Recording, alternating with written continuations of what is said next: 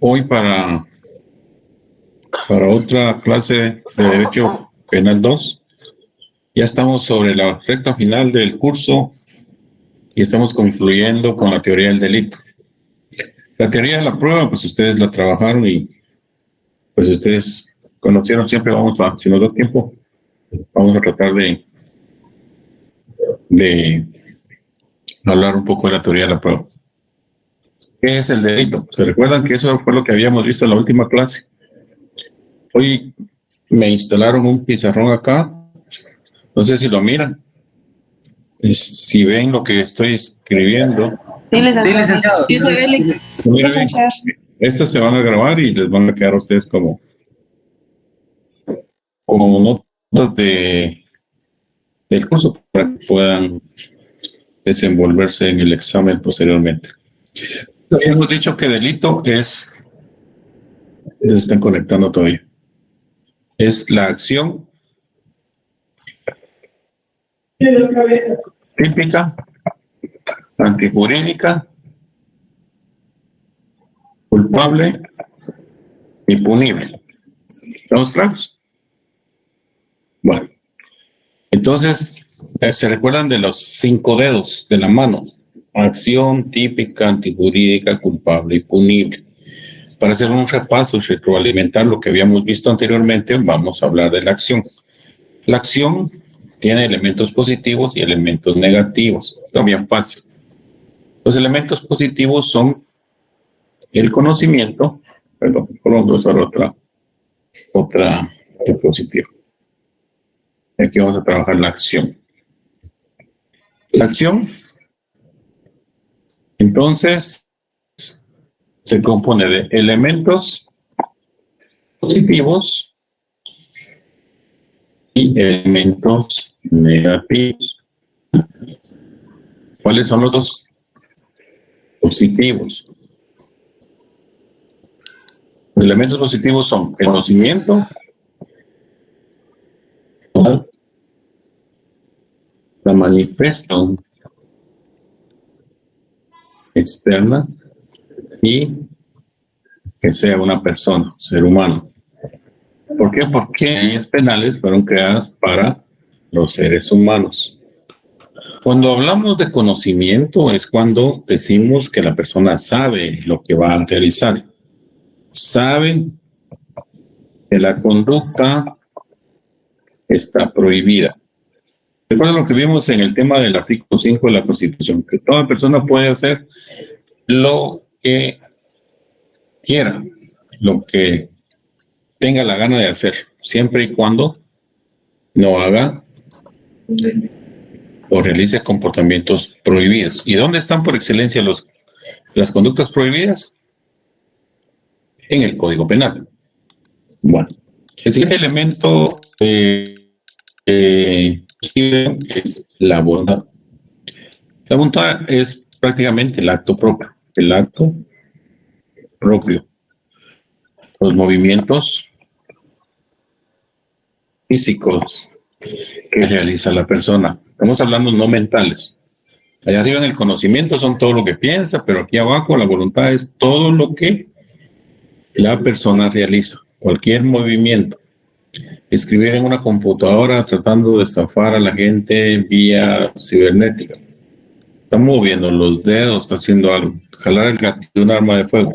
Son movimientos físicos. Romper, robar, tomar, hurtar, sustraer. Todo lo que se refiere a un movimiento o acto físico propio de la persona. Y la manifestación externa, habíamos dicho que era el cambio en el mundo exterior. Todo lo que provoca cambio. ¿Se robaron un vehículo? El vehículo ya no está. Pues esa manifestación externa fue que el vehículo estaba parqueado en un determinado lugar, ahora ya no está. Y esa es la manifestación externa, es decir, el cambio en el mundo exterior. ¿Estamos claros en eso? Ser humano es bien fácil. Y el ser humano, obviamente, que es un ser intelectual, que tiene que estar en su estado volitivo normal. No tiene que ser un menor de edad ni una persona incapacitada. No tiene que ser un ser humano que esté en su estado normal, que no tenga ninguna característica de su deficiencia volitiva. Entonces, esos son los elementos positivos. Los elementos negativos de la acción. Estamos hablando de la acción. De la acción. Elementos negativos, para ir despacio. Lo que me interesa a mí es que ustedes aprendan esto porque es pregunta del privado, es pregunta de que ustedes siempre se van a hacer cuando estén tipificando algún delito. Bueno, entonces los elementos negativos habíamos dicho que eran la fuerza exterior,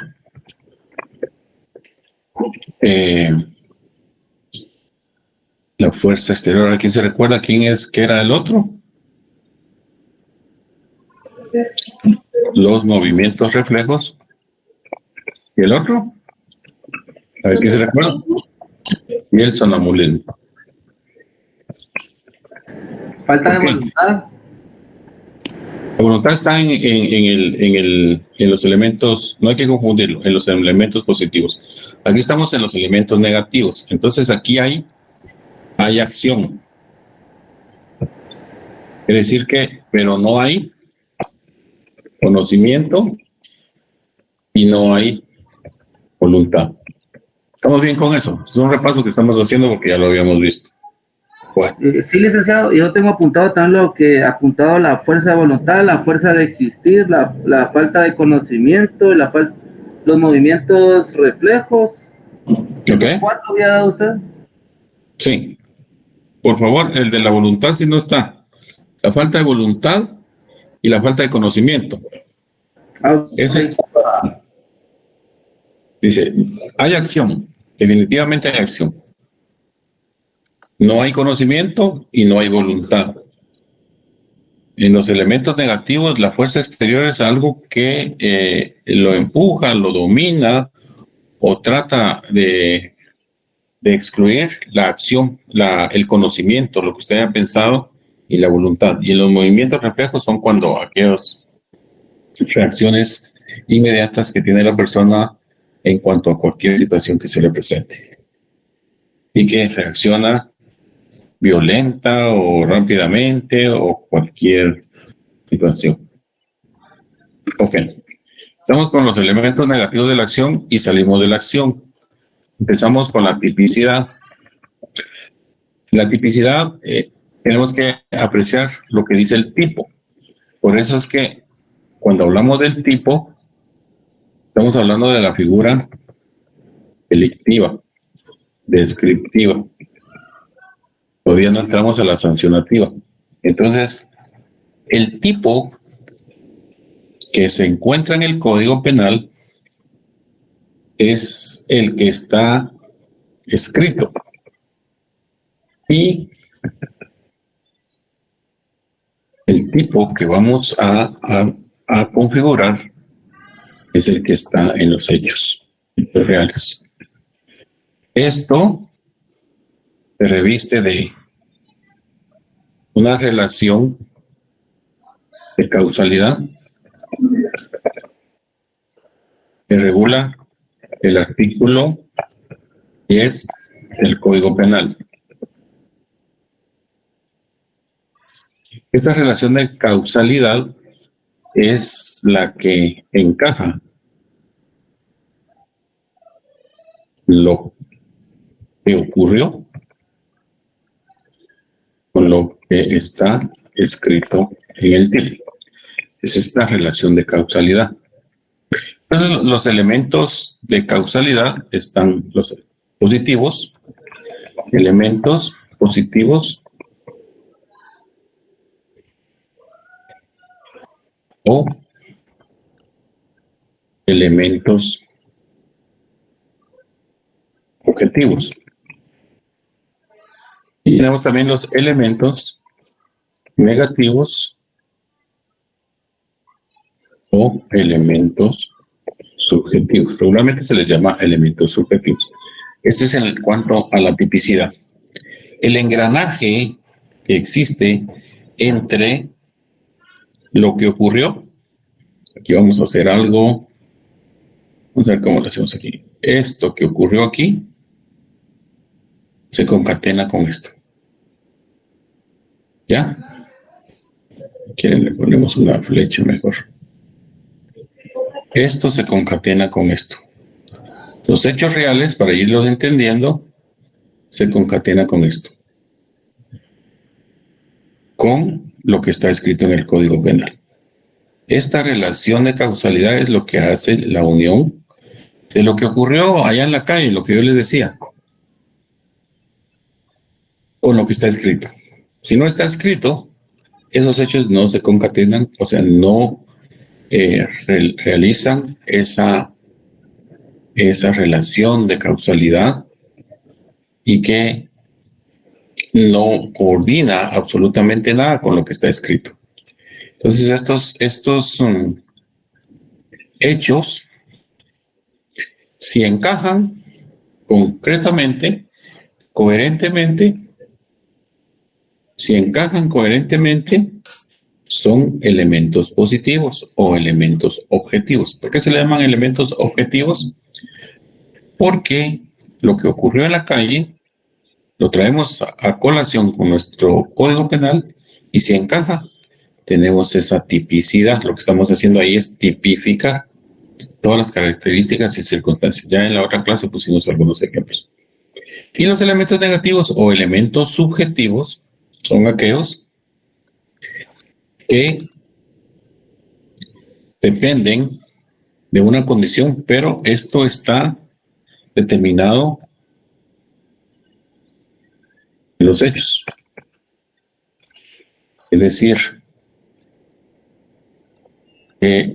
dependen de la actitud que asuma el personaje que está cometiendo el delito para que se pueda determinar si existe un elemento subjetivo o elemento negativo. Entonces, los elementos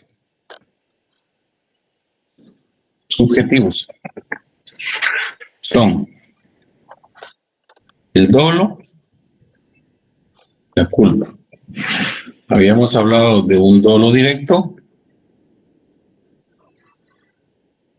habíamos hablado de un dolo indirecto y habíamos hablado de un dolo eventual.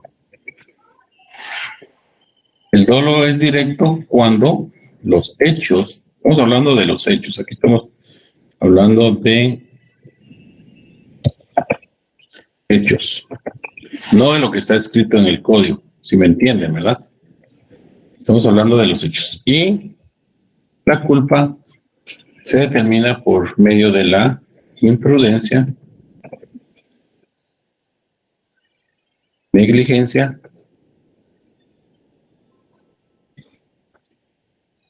y la impericia. Las tres condiciones que existen en estos elementos subjetivos. El dolo es directo cuando el sujeto se propone realizarlo, tiene la intención de realizarlo y lo realiza y lo ejecuta y lo cumple. Dolo indirecto es cuando tiene la intención de realizarlo siempre, pero lo hace por medio de otra persona o un objeto o distinta situación. Quiere matar a alguien y no lo quiere hacer directamente, le va a medio cortar la manguera del freno, que cuando éste vaya a frenar en su vehículo, pues este no frene y se mate. Y el dolo eventual es cuando, por ejemplo, una persona prevé que tiene la intención, todos tienen la intención de matar o hacer algún daño, causar un perjuicio, y se prevé que puede alcanzar a otras personas ese acto, pero indeterminadamente lo realiza, entonces corresponde a un dolo eventual. Todos tienen la misma intención. La culpa no hay intención. En la culpa es aumento de riesgo. Entonces aquí vamos a poner. Dolo maneja lo que es la intención. Y lo que es la culpa es digamos, aumento de riesgo. Lástima que no se puede escribir aquí a mano, porque antes hacíamos, en las clases presenciales hacíamos las llavecitas ahí para explicar bien, pero ahora tenemos que utilizar estos mecanismos. Quizás existen unos que puedan hacerse como uno quiere, pero todavía estamos cortos en la tecnología, por lo menos mi persona. Bueno, entonces la culpa es un momento de riesgo. Habíamos dicho que la culpa infiere en que todos estemos sujetos a un riesgo.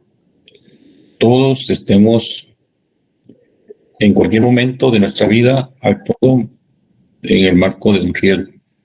Cualquier cosa nos puede pasar.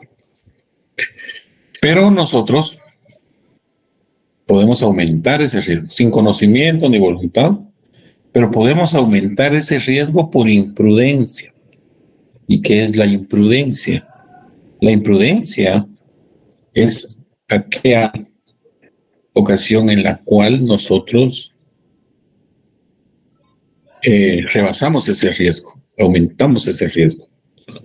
Si yo tengo que conducir, ahora que quitaron el peaje allá en Escuintla, a una velocidad de 80 kilómetros por hora, y resulta que paso ahí a 120, aumento ese riesgo. Puede atravesarse un niño de los que pedían ahí limosna o una viejita, o puede ser que todavía existan personas ahí que estén caminando porque era un área de personas donde había muchos transeúntes y usted va a pasar a excesiva velocidad ahí, aumenta el riesgo, tanto para usted como para las personas que están a su alrededor. Imprudentemente aumentó la velocidad o no disminuyó la velocidad.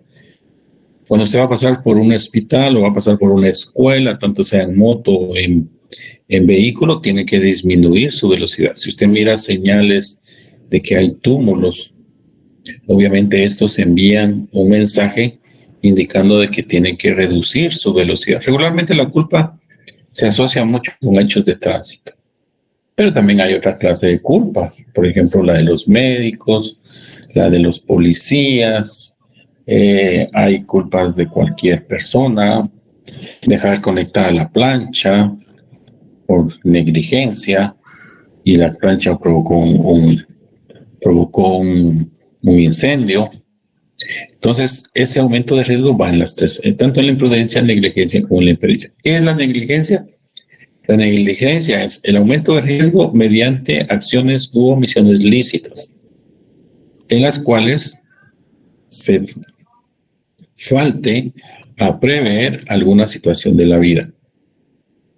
Hablábamos el otro día en la clase que era, por ejemplo, salir para un viaje a un departamento de la República y no preverse que el vehículo no tenga combustible, o no prever que el vehículo tenga las llantas calibradas, o no prever que el vehículo esté en buenas condiciones, y muchas cosas más que siempre se relacionan con hechos de tránsito, los ejemplos, pero hay muchas negligencias, la negligencia médica, la negligencia de cualquier persona, alguien que le califican de negligente, es porque aumenta el riesgo y deja de hacer las cosas en algún aspecto que se necesita que las haga para que se encuentre en un estándar aceptable de todo lo que ocurre alrededor de este, tanto en el trabajo como en el estudio, como en cualquier circunstancia.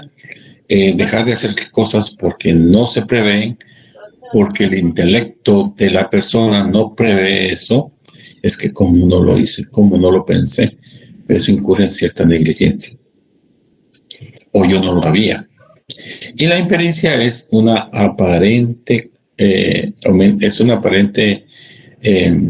aumento de conocimiento que se cree que se tiene, pero no se tiene. Yo creo que puedo manejar bicicleta, pero no, en realidad no puedo. Y me subo a una bicicleta y tomo una bajada y la bajada no puedo parar y me salgo del borde y la llanta de enfrente se va en un tragante, doy vueltas y me golpeo. ocasiona otras heridas a otras personas que estaban cerca, qué sé yo, por impericia, porque creía que sabía manejar bicicleta. Sabía que podía manejar moto y subo a otra persona que se vaya atrás conmigo, y lo que provoco es que, queriendo saber, acelero demasiado, no tengo el control y dominio del vehículo y provoco un accidente donde fallece la persona que iba atrás. La impericia es una de las condiciones que resalta la culpa. Eso está en el Código Penal, y el Código Penal nos habla del delito culposo, que habíamos hablado, artículos 11 y 12 del Código Penal. Bueno, esto fue como un repaso de lo que vimos en la última clase para que no se olvide lo que es la teoría del delito. El día de hoy vamos a hablar de la antijuricidad. Para hablar de la antijuricidad tenemos que sacar nuestro código. Voy a buscar el mío porque aquí está. Entonces, para hablar de la antijuricidad también tenemos que hablar de elementos positivos y elementos negativos. La antijuricidad, la misma palabra lo dice, y dice antijurídico. Quiere decir que tanto la acción y la tipicidad, los dos elementos que hemos visto ya del delito, tanto la acción como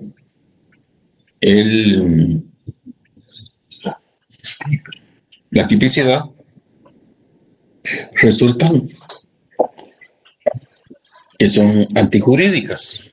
Una persona que prevé cometer un delito lo acciona, tiene conocimiento pleno, con la voluntad lo ejecuta, y esta acción pues queda tipificada en la ley, y al actuar de la persona pues se da que hay un hecho típico. O sea, sí lo pudimos tipificar.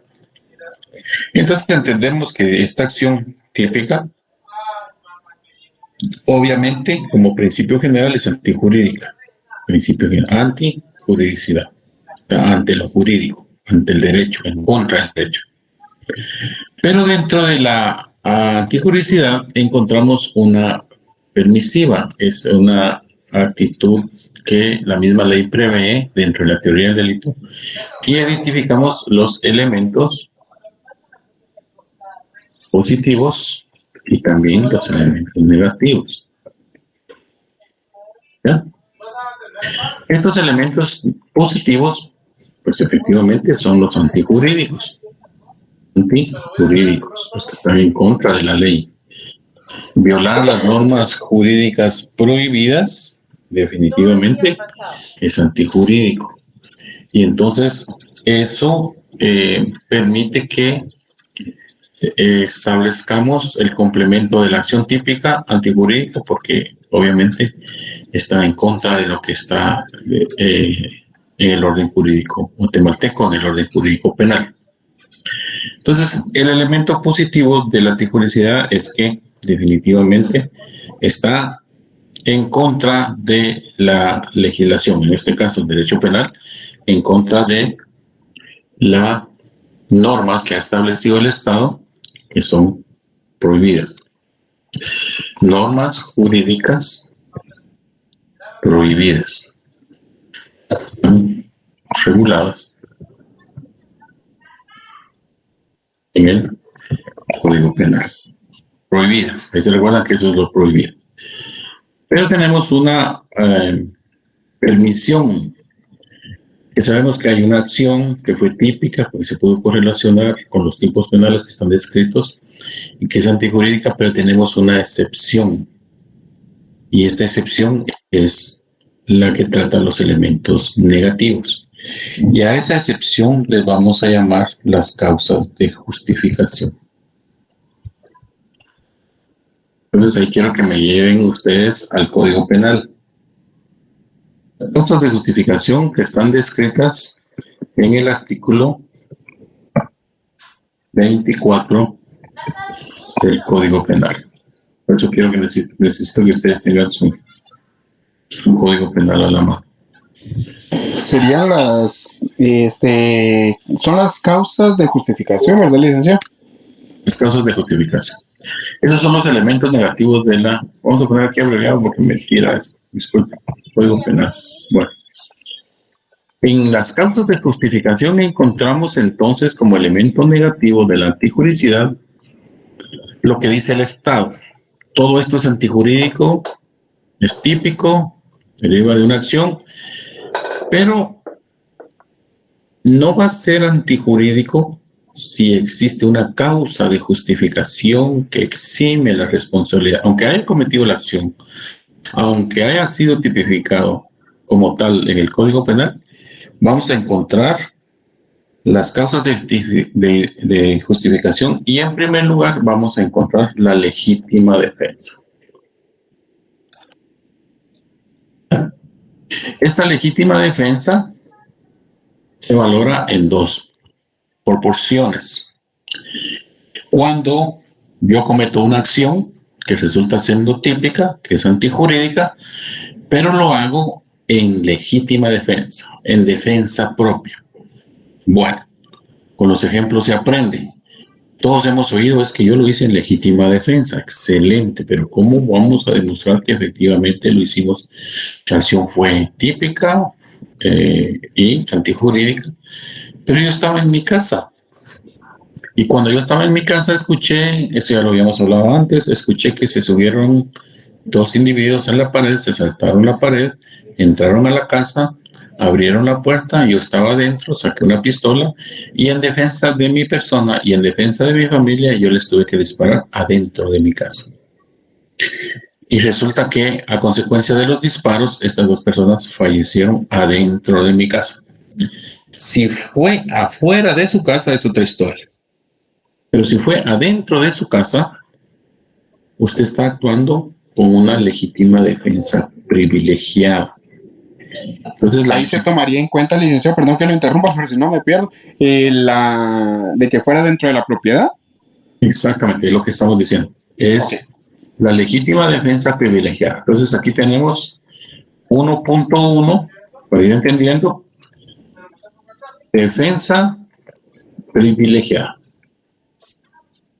Y que eso es cuando usted está adentro de su casa y tiene que tomar una acción típica, antijurídica, pero en defensa propia, en defensa suya. No hay necesidad que aquí se manifieste de alguna manera alguna agresión ilegítima, sino que acá es simple y sencillamente usted está al cuidado de su persona, de su familia en altas horas de la noche, observa que hay dos individuos, tres individuos que ingresan a su vivienda y usted tiene una escopeta o tiene un rifle, un revólver, una escuadra, la saca y les dispara. O sea, por eso es que el artículo 34 y 38 de la Constitución Política de la República nos habla del derecho de propiedad privada.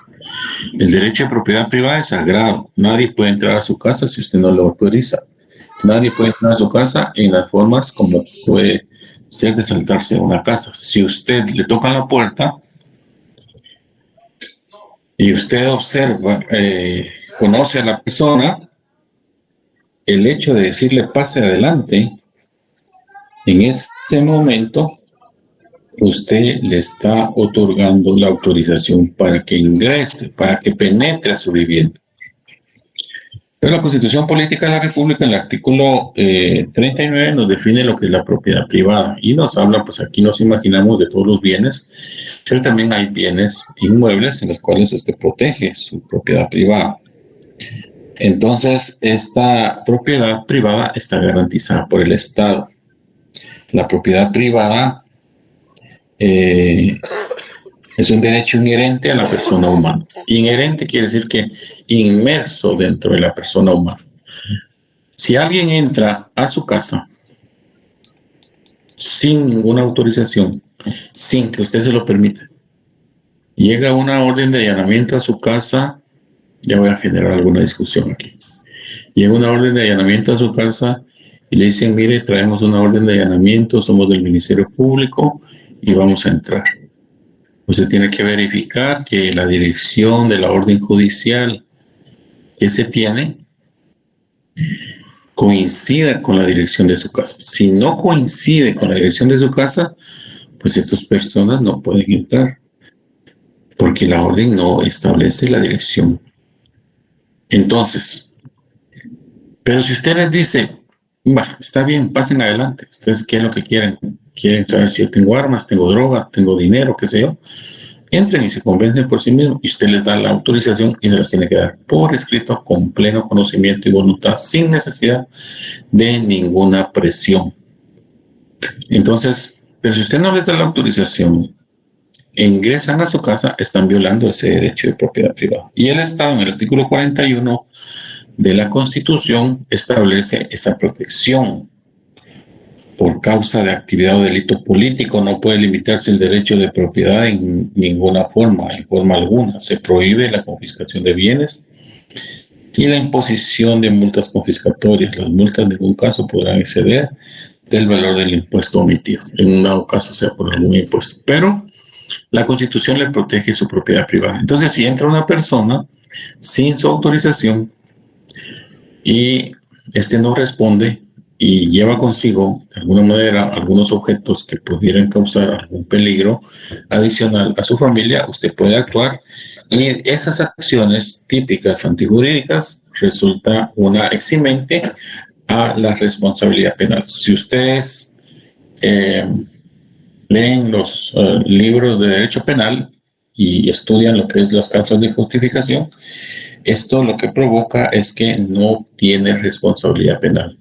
Y al no tener responsabilidad penal, no puede ser usted sancionado con ninguna pena, porque usted estaba actuando en el legítimo ejercicio de su defensa.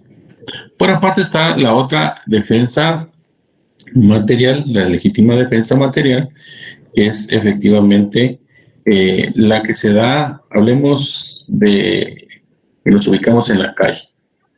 Entonces, esta legítima defensa es la defensa personal o la de sus parientes. Se me fue para acá, pero esa es la idea de sus parientes. Usted en defensa propia o la de sus parientes actúa de tal manera en defensa de alguna agresión ilegítima. Tiene que existir una agresión ilegítima. Entonces, si no existe la agresión ilegítima, no podemos alegar que hubo defensa propia o legítima defensa. Entonces, esta defensa propia tiene que demostrarse una agresión ilegítima. Cuando hay una agresión ilegítima, se entiende que fue la primera persona la que lo ofendió físicamente, lo maltrató o no lo maltrató, sino que lo provocó o le puso en un riesgo inminente. Un riesgo inminente a su persona, lo que cual tuvo que implicar en una defensa propia. Se está poniendo más pequeña así la cosa, así salimos de esto. Vamos a correr para acá para que se identifique bien aquí. Ahí está. Y vamos, para que se ponga más pequeño. Ven, la falta de habilidad que tengo para esto, pero que lo uso. Entonces, para esto, y sus parientes, si me permiten un momentito, solo voy a contestar el teléfono que me están llamando y ahorita me contacto.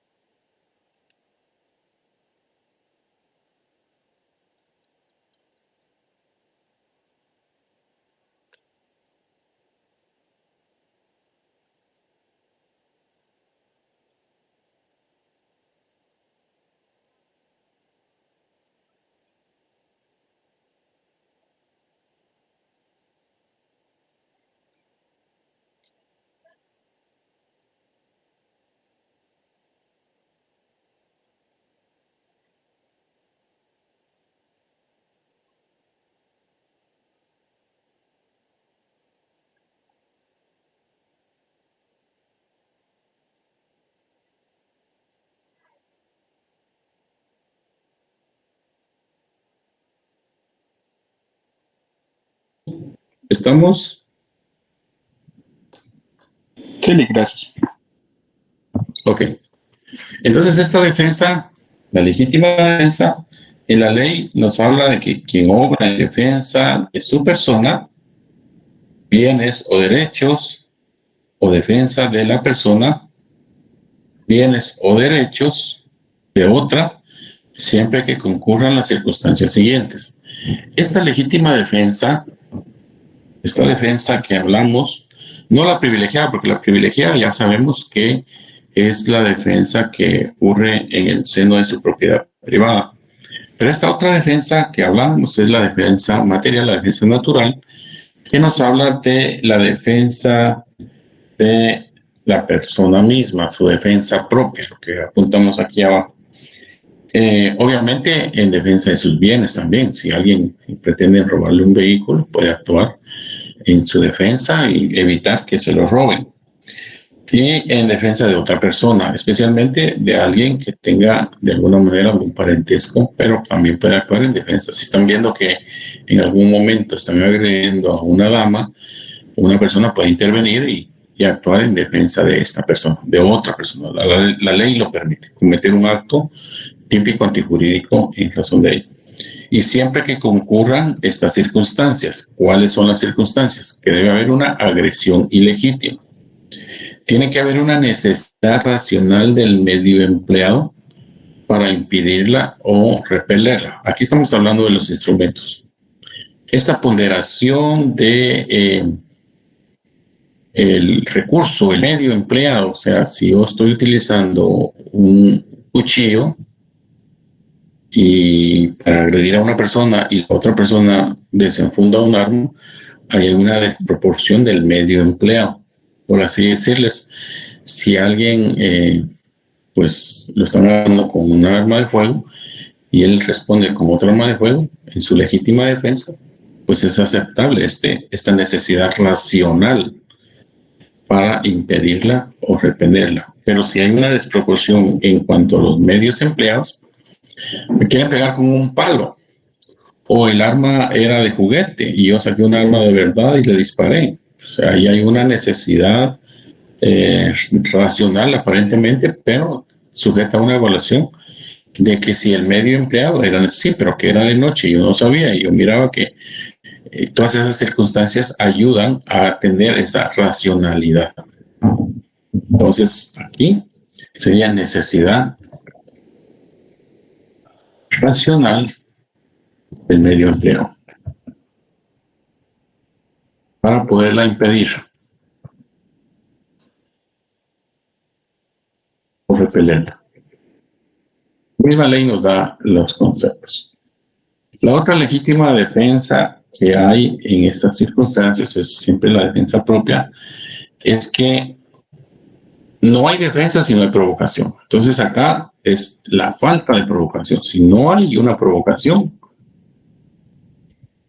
la falta de provocación suficiente por parte del ofensor, del defensor. O sea, si el que se defiende no fue provocado, entonces no podría alegarse esa legítima defensa. Entonces aquí la ley, el Código Penal nos establece y nos explica claramente por cómo se entenderá esta legítima defensa. Dice, se entenderá que concurren estas tres circunstancias respecto de aquel que rechaza al que pretenda entrar o haya entrado en morada ajena o en sus dependencias, si su actitud denota la eminencia de un peligro para la vida, bienes y derechos de los moradores, no de su familia, de los que viven ahí.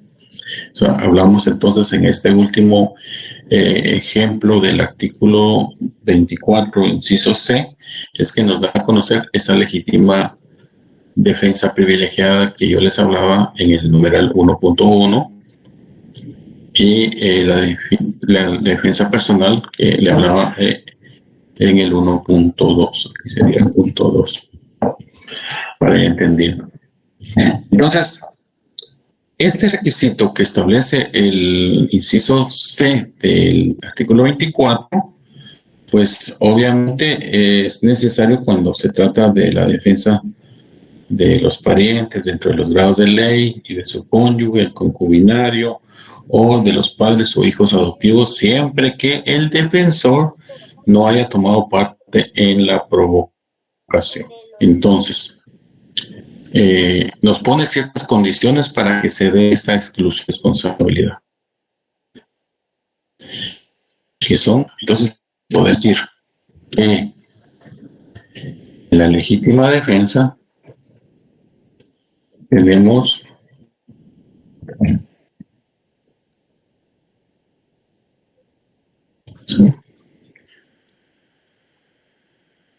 de los actos negativos. En la legítima defensa encontramos la defensa propia, defensa privilegiada,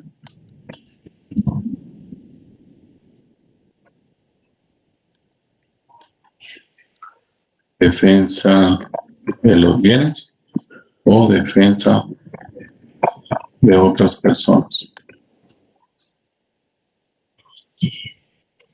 Siempre y cuando concurran con las circunstancias. Se recuerdan que los tipos penales tienen circunstancias.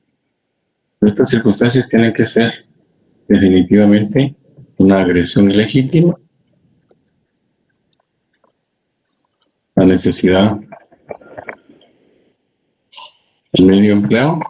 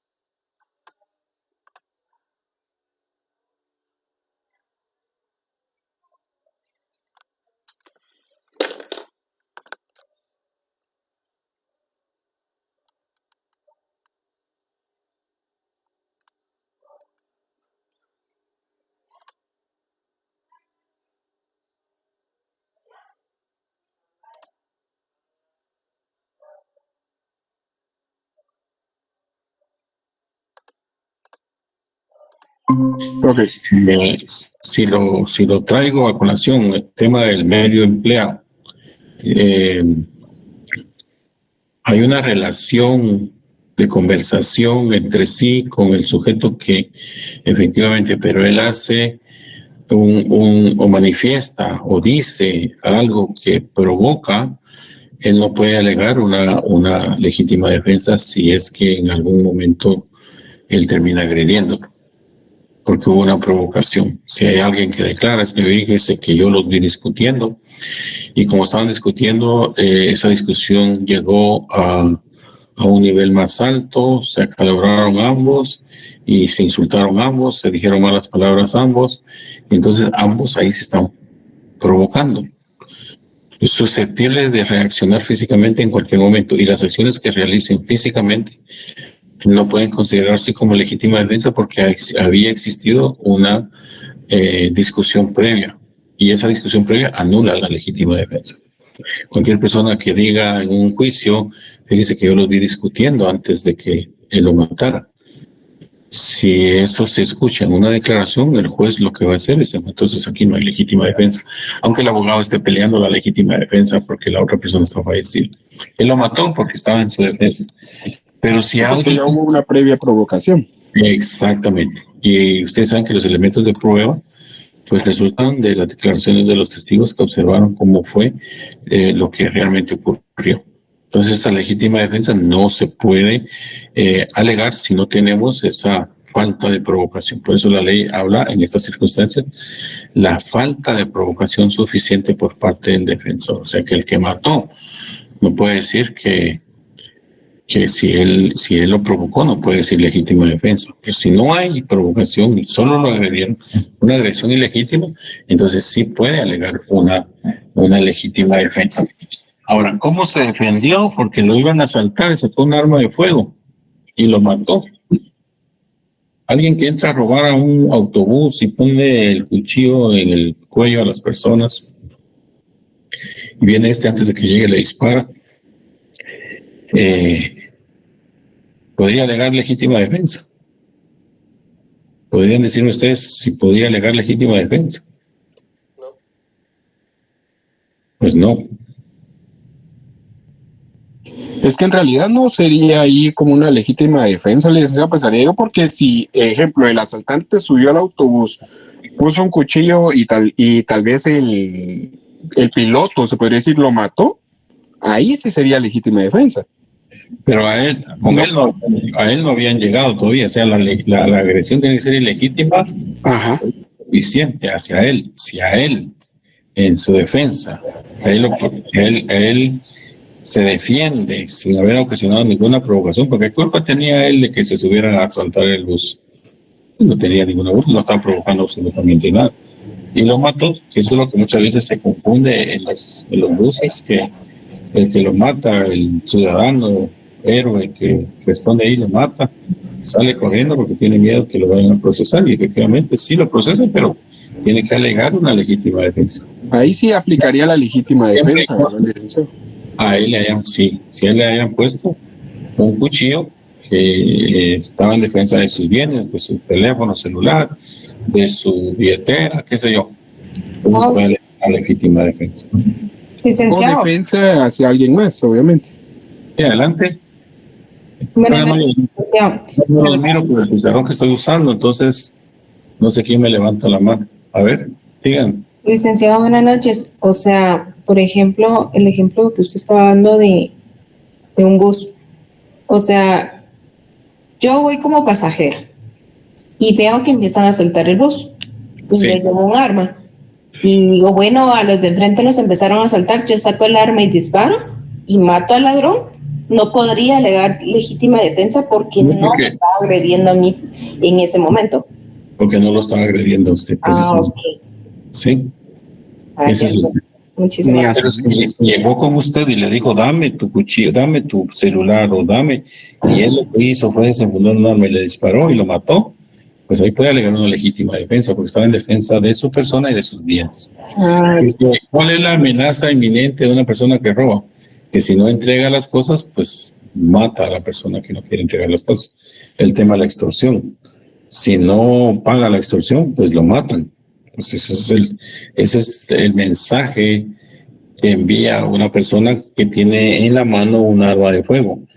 Si no me das lo que yo quiero, te disparo. Entonces, al dispararle, todos sabemos que es una agresión ilegítima, es algo que está puesto en riesgo, en el cual está en juego la vida y los bienes de la persona. Además de la vida, sus derechos de estar libremente circulando en la calle. Estamos con la legítima defensa. Es una causa de justificación como elementos negativos de la antijuricidad. No hay que confundir. Solo con una molestia, usted había mencionado que también, con la defensa, con la legítima defensa en relación a la defensa personal de los bienes o derechos de parientes. Sí. Entonces, supóngase en el caso que está colocando la compañera, si en todo caso se ve un ladrón y para defender a alguien tendría que ser pariente. No necesariamente. Por eso la norma es general. La norma es de que ponga en peligro la vida de los bienes y de los derechos de los moradores en el caso de la casa. Y la defensa de sus parientes dentro de los grados de ley, de su cónyuge, eso está en el último párrafo del numeral primero.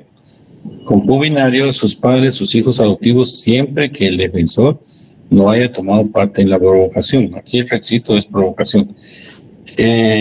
Si ustedes ven el artículo 24, numeral 1, dice quien obra en defensa de su persona. Pero ¿cómo? Bienes o derechos. O en defensa de la persona, o sea, se refiere a otra persona, de la persona, bienes o derechos de otra. Entonces, aquí no estamos hablando de un ámbito genérico. Yo puedo actuar en defensa de otra persona viendo que la están agrediendo, hay una provocación ahí y o sea, hay una actitud de una persona que le quiere hacer algún daño, donde ella no lo ha provocado, perdón, y entonces puede accionar en contra de esa persona en defensa de los derechos de otra persona. Siempre que concurra, que es una agresión ilegítima, haya un medio empleado racional y que no lo haya provocado. Por ejemplo, el robo de un carro, que es sorpresiva. Se lo están robando a una viejita. Y vengo yo para ayudar a la viejita, intervengo con mi arma de fuego y mato al... Estoy defendiendo los derechos de la otra persona. ¿Por qué? Porque la otra no estaba provocando y que era una agresión ilegítima. Y que el tipo andaba cargando una pistola y yo también tenía una pistola, era un medio empleado racional. O están violando a una niña y usted para impedirlo apuñala a una persona que está violando a una niña en defensa de la niña, aunque la niña no sea su pariente. Entonces, la legítima defensa no solamente entra en un ámbito personal, sino que en un ámbito genérico, siempre y cuando se den dentro de estas circunstancias. Ustedes saben que los tipos penales tienen circunstancias y características especiales cada uno de ellos. Esta es una de las circunstancias que se evalúa externamente dentro de la acople que tiene que existir dentro de los hechos y el tipo penal que está descrito. ¿Estamos? Perfecto. Ok. Entonces pasamos al estado de necesidad, que esa es otra causa de justificación de los elementos negativos de la antijuricidad. Esto de la antijuricidad sí lo vamos a preguntar en el examen, así que póngale mucha atención, pero acá se entiende de la simple lectura del artículo 24. Entonces, el estado de necesidad es para aquella persona que haya cometido un hecho, o sea, un acto típico, jurídico, pero que obligado por una necesidad de salvar su vida o la de otros que están en peligro, no causado por él, voluntariamente ni evitablemente de otra manera, siempre que el hecho sea proporcional al peligro. Esto regularmente se concreta en un ejemplo básico, que siempre lo ponen, de Matavela lo pone, Muñoz Conde lo pone, Raúl Zaffaroni también habla del estado de necesidad y habla y dice que el estado de necesidad es, por ejemplo, hay una persona que va corriendo a otro porque lo quiere matar. Hay un peligro inminente de vida. O lo quiere asaltar. Hay un peligro inminente de pérdida de un patrimonio, que quiere quitar la billetera y este corre y no permite eso, y para resguardarse ingresa a una casa y encontrándose adentro de la casa cometió el delito de allanamiento. El morador, el propietario de la casa, nunca le dijo que pasara adelante, pero él ingresó y le dice: mire, me metí a su casa porque me vienen siguiendo por salvar la vida. Eso se llama estado de necesidad. Entonces, este estado de necesidad también tiene sus requisitos. Cometió un hecho de allanamiento porque se metió a su casa, obligado por la necesidad de salvarse, o también por salvar la vida de otras personas que se encontraban en peligro. Pero no es causado por él voluntariamente, no tuvo conocimiento ni voluntad, sino que fue por el estado de urgencia que él pudo haber violentado otro derecho de otra persona en el cual evitablemente no se podía de otra manera, y siempre que este hecho sea en proporción al peligro. Entonces, cuando va la persona, ahora si es un policía que va persiguiendo a un delincuente porque se robó X y para esconderse de policía se mete en una casa, eso genera otra clase de circunstancias que no es precisamente el estado de necesidad. Ahí lo que hay es una flagrancia que existe. Entonces, el estado de necesidad está regulado en la parte teórica del delito porque es la contravención que existe entre un bien jurídico tutelado y otro. De tal cuenta que el estado de necesidad prevalece cuando se rompe un derecho por salvar otro derecho. Entonces, esta eximente de responsabilidad penal se extiende al que causare daño en el patrimonio ajeno, si concurren en las condiciones siguientes.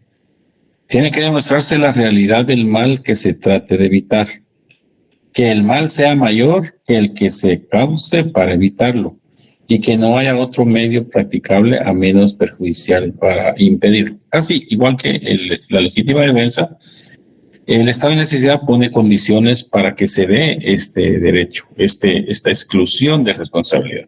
Y nos habla que esta exclusión, esta exención, se entiende al que causare daño en el patrimonio.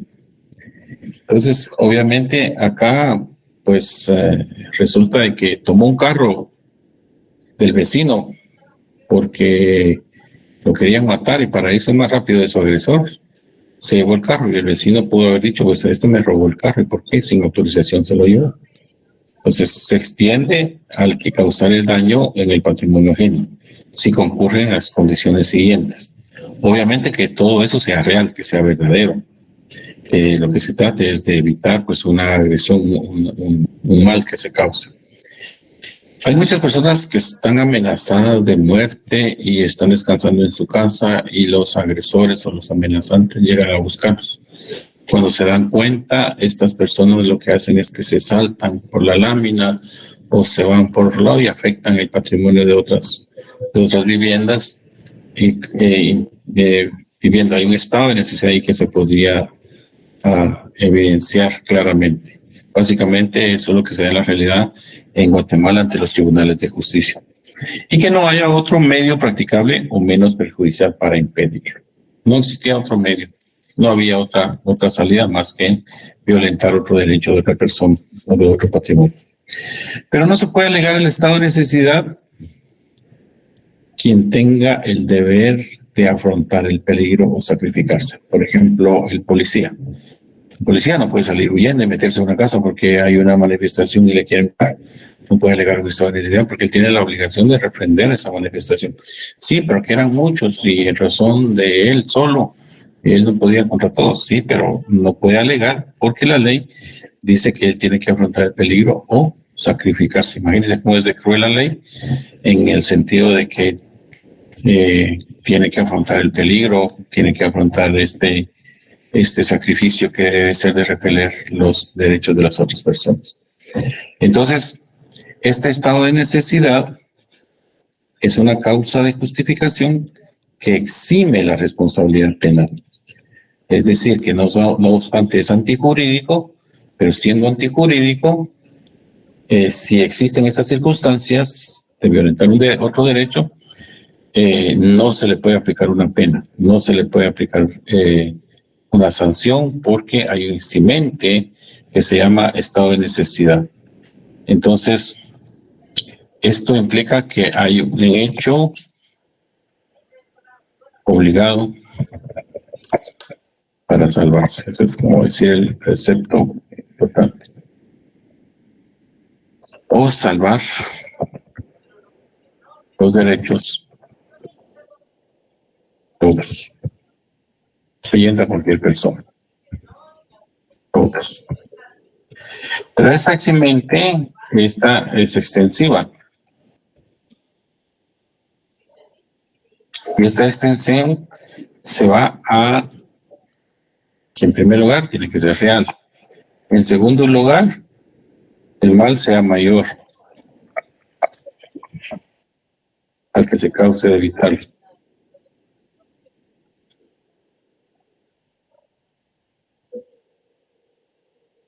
Y que no haya otro medio practicable, más que solo eso.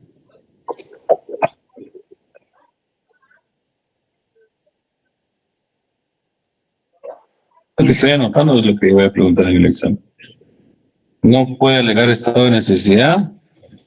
Entonces, ¿quién es la persona que no puede alegar estado de necesidad?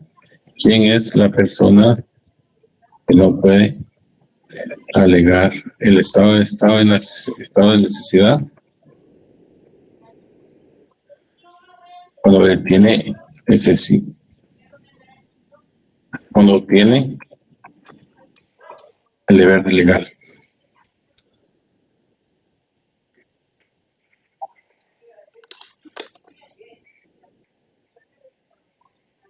El que se mete a trabajar a la policía tiene que saber que tiene que cuidar a la ciudadanía. Si no la cuida, pues definitivamente pues incurre en un incumplimiento de deberes, una falta de auxilio y muchas cosas más. Pero tiene la obligación de afrontar el peligro o sacrificarse. Entonces, esa es la otra causa de justificación que tenemos, que eximen la responsabilidad penal. Como decimos, hay acción, hay voluntad, es típica, se dio con dolo, es antijurídica, pero dentro de esa antijuridicidad hay una causa que justifica, causa de justificación, causa que justifica eximirlo de responsabilidad porque se dieron estas circunstancias. Legítima defensa, estado de necesidad. Y la última es el legítimo ejercicio de un derecho. 3. Los elementos negativos de la antipublicidad. Este legítimo ejercicio de un derecho se refiere a que toda persona que ejecuta un acto ordenado o permitido por la ley en el ejercicio legítimo de su cargo público que desempeña, de la profesión a que se dedica, de la autoridad que ejerce o que ayuda a que preste a la justicia, se puede eximir de responsabilidad penal. Aquí hablemos que es para los funcionarios públicos o los empleados públicos y pensemos en el policía, o esto se asocia muchísimo a la gente de seguridad del sistema penitenciario. Ese es el ejemplo más común. Una persona que está cuidando, un agente de presidios que esté cuidando a un privado de libertad, a un reo, a un preso, y se le fuga, se le escapa de sus manos. La única posibilidad que tiene para detener esa fuga es tomar el arma de fuego con la que cuenta y dispararle, para poder evitar que esta persona pues se fugue, porque hay un delito de ayuda a la evasión, cooperación para la evasión, que resulta afectado a los agentes de seguridad de acuerdo a los reconoce el Código Penal. Entonces, para poder salvarse, ejecuta un acto que obviamente está ordenado y permitido por la ley. Por ejemplo, el policía que en persecución de un delincuente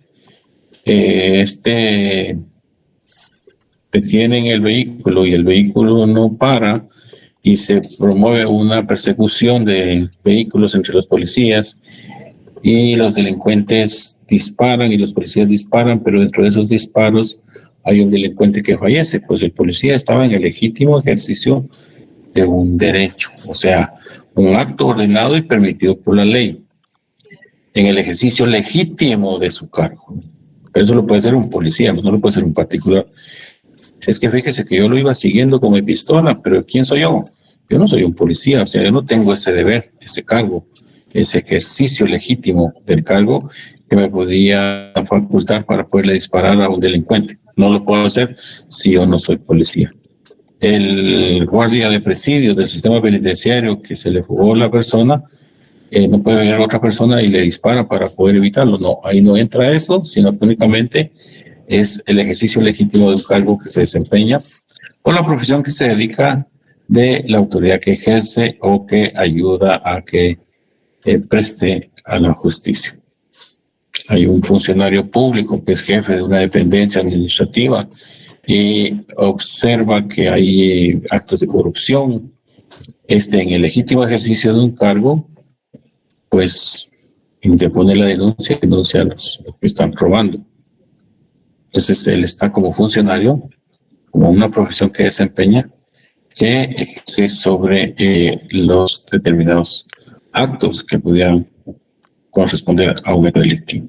Entonces, ese es el ejemplo del sistema de seguridad que dispara sobre su custodio cuando éste se le ha escapado y para evitar la escapada le dispara y lo mata. El ejemplo típico del legítimo ejercicio, como podemos hablar en muchos ejemplos que pueden darse en todo el contexto de la antijuricidad. Sabemos que es antijurídico, pero es antijuricidad. La misma ley prevé una permisión siempre y cuando existan las circunstancias que determina la legítima defensa, el estado de necesidad y el ejercicio de un derecho. Eso lo encontramos en el artículo 24 de la ley del Código Penal, en donde nos habla de las causas de justificación. Entonces tenemos estos elementos negativos de la antijuricidad. ¿Alguna pregunta sobre esto, jóvenes? Tenemos las diapositivas aquí. Esta creo que se la vamos a mandar por escrito para que... Entonces ya vamos por la antijurídica. Nos falta culpable y punible, que la vemos en la próxima clase, que son precisamente los elementos del delito que nos harían falta para poder ir comprendiendo de mejor manera la teoría del delito. Hasta ahí llegamos. Y después nos quedamos con la teoría de la prueba, que ya, la teoría de la pena, que es la que tenemos que contemplar para efectos de ya aplicar una pena al haber arribado que el delito fue punible, es punible. En determinado momento completamos que es punible. ¿Alguna pregunta, compañeros? Hoy solo se conectaron 41.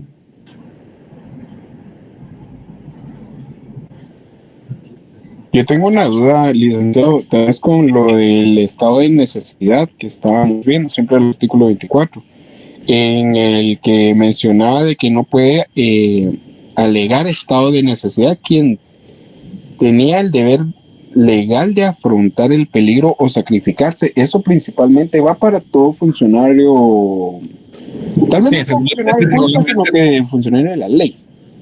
Sí, pero en un ámbito general también va como para un padre de familia que tiene que proteger a sus hijos. También se puede determinar así.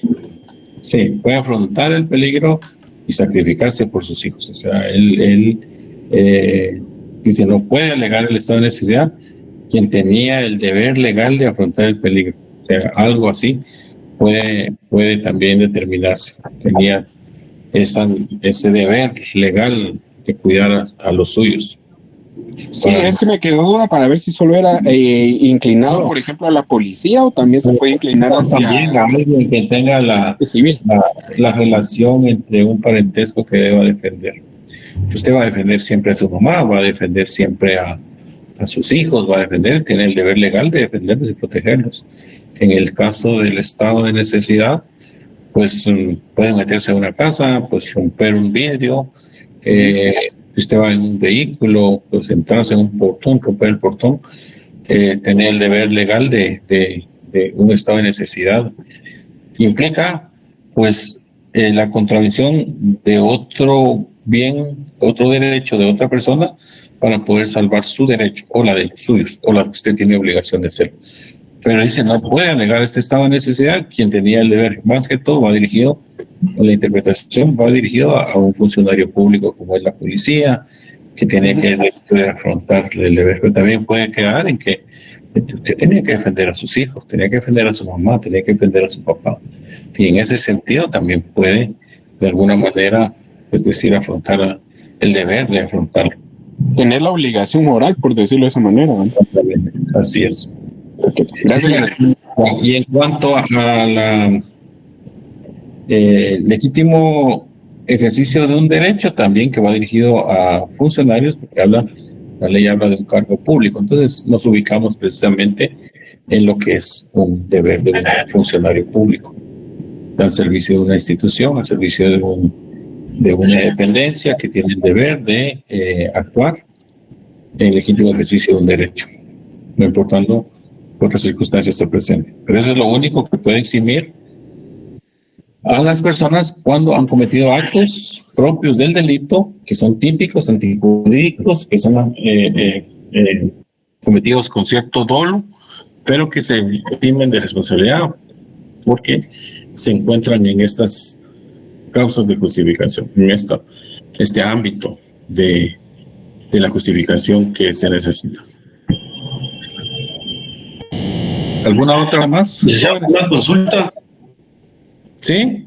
Mire, y por ejemplo, hoy en día que se ven muchos los asaltos donde ya los motoristas y tocan las ventanas de los carros ahí ¿qué pasa? Igual aplica para esto. Si usted lleva una pistola al carro y le dispara y el otro también lleva una arma, se está hablando en una legítima defensa. Sí, pero si el motorista lo agrede y le roba el vidrio, le rompe el vidrio o le apunta con la pistola en el vidrio bajado y le roba su celular, pues ahí es un robo agravado, no se puede alegar, usted no hizo nada, pues no actuó. Pero si usted actuó y disparó, esas son las causas de justificación que la ley prevé para que usted no se vea obligado a que sea procesado por un delito en el cual usted no tiene mayor responsabilidad, no actuó con conocimiento, voluntad, no actuó con ninguna clase de dolo, sino que lo único que hizo fue actuar en su defensa. ¿Y si uno atropella a ese motorista, licenciado? Que me robe X distancia y le dejo en el carro. De igual manera, pero tenemos que tener esas condiciones de las características de las circunstancias. Tiene que haber una agresión ilegítima. Si, por ejemplo, esta persona le robó el celular y ya lo lleva consigo, y usted va en el vehículo y todavía tiene la posibilidad de atropellarlo, pues podría alegar allí y este fallece, una legítima defensa porque este señor pues lo había atacado, usted no lo había provocado. O sea, las condiciones es de que usted no provoque. En este caso, podría alegar, eso ya queda a consideración del juez, que fue posterior a la provocación, porque la provocación puede haber sido antes, si es que existió, pero si no existió la provocación, por eso es que la ley dice falta de provocación. Tiene que existir una falta de provocación del defensor, del que se está defendiendo, no tiene que provocar. En este caso, si usted atropella a la persona después de que ya le ha robado, pero si no le ha robado nada, no pudo, una grave tentativa o tentativa imposible, y usted lo atropella, pues entonces responde usted por sus actos. Ahí no hay ningún excelente que pueda exculparlo de una responsabilidad porque no hay ningún objeto que le haya tenido como protección de sus bienes, que usted haya alegado pues, que estaba en defensa de mis bienes. Pues ahí está. Y esos actos tienen que ocurrir inmediatamente después del hecho. Bueno, yo me quedo aquí con ustedes. Van a disculpar lo premuro, pero recibí una llamada donde me tengo que presentar ahorita ya kilómetro 22, carretera del Salvador. Y voy para allá de viaje ahorita desde aquí en la Universidad de San Carlos, que es por donde yo estoy dando clases. Y espero concluir el día lunes, que sí tenemos clases, que creo que es la última clase antes del examen, con el tema de la culpabilidad y la punibilidad, que eso ya son dos cosas bien sencillas, y nos quedamos con la teoría de la pena, que ya es parte de lo que ustedes hicieron en su trabajo.